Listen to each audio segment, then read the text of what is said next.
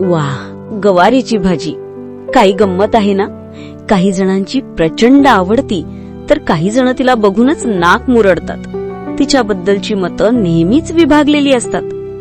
पण तुम्ही कधी विचार केलाय का की ही भाजी आपल्या ताटात आली कशी असेल? ही साधी सुधी थोडीशी चपटी दिसणारी हिरवी शेंग खरंच एवढी साधी आहे का, की तिच्यातही काहीतरी रहस्य दडलंय? मी तुम्हाला सांगते, हिच्यात एक असं रहस्य दडलंय ज्यावर आज आपलं जग अवलंबून आहे. चला तर मग, आज मी तुम्हाला या हिरव्यागार शेंगांची एक अशी गोष्ट सांगणार आहे जी ऐकून तुम्ही तिच्याकडे बघण्याचा दृष्टिकोनच बदलाल. माझ्यासोबत या, आपण गवारीच्या धुळीतून सुरू झालेल्या प्रवासाची आणि तिच्या जागतिक स्टार बनण्याची कहाणी ऐकूया.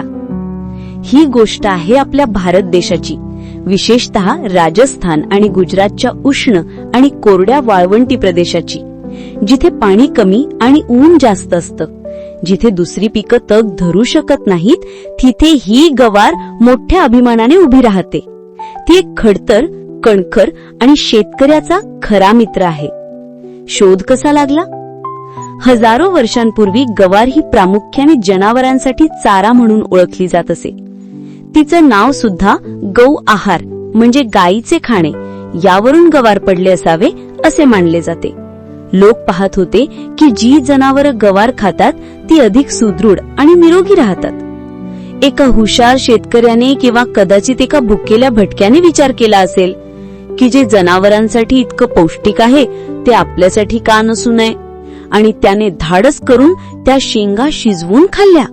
सुरुवातीला कदाचित ती थोडी उग्र लागली असेल, पण तिला शिजवण्याची योग्य पद्धत सापडल्यावर तिची खरी चव आणि पौष्टिकता लोकांच्या लक्षात आली. दुष्काळात जेव्हा खायला काही नसायचं, तेव्हा याच गवारीने अनेक घरांचा आधार बनून लोकांचं पोट भरलं.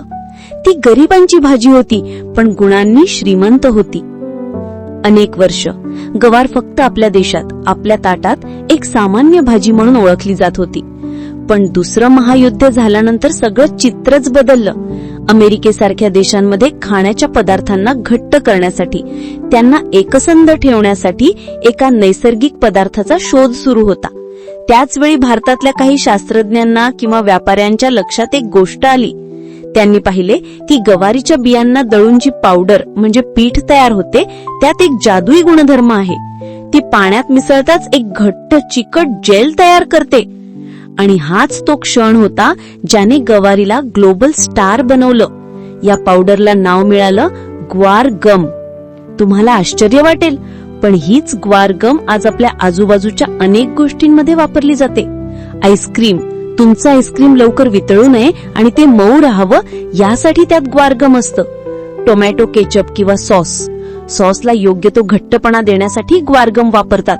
सौंदर्य प्रसाधने, तुमच्या लोशन आणि क्रीमला एकसंध ठेवण्याचं काम ग्वारगम करतं. औषधं, अनेक औषधांच्या गोळ्यांमध्ये घटकांना एकत्र बांधून ठेवण्यासाठी याचा वापर होतो.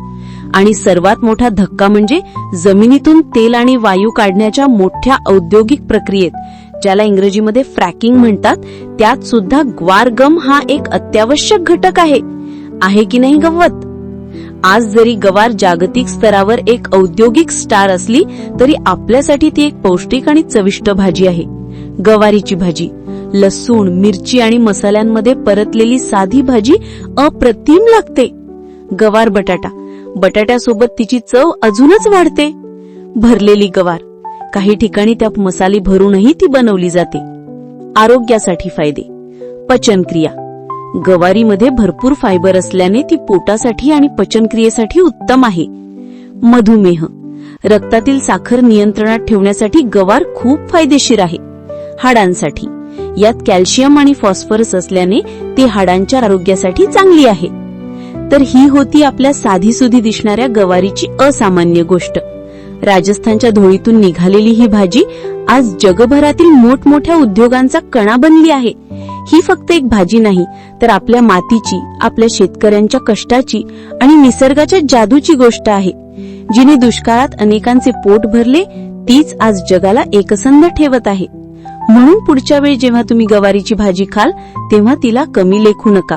त्या प्रत्येक घासामागे एक प्रेरणादायी आणि जागतिक प्रवास दडलेला आहे, याची आठवण नक्की ठेवा. आपल्या ताटातला हा हिरवागार खजिना जपायला हवा नाही का? तुमची साथ आणि प्रेम हेच कथा जीवनाची चॅनलचं खरं बळ आहे. आजची गोष्ट जर तुमच्या हृदयाला स्पर्शून गेली असेल तर लाईक करून माझा उत्साह नक्की वाढवा. तुमचे प्रत्येक सबस्क्राईब आणि प्रत्येक कमेंट मला अशाच नवनवीन कथा घेऊन येण्यासाठी नवी उमेद आणि प्रेरणा देते. लवकरच भेटूया पुन्हा एका नवीन आणि तितक्याच रंजक प्रवासावर. तोपर्यंत काळजी घ्या.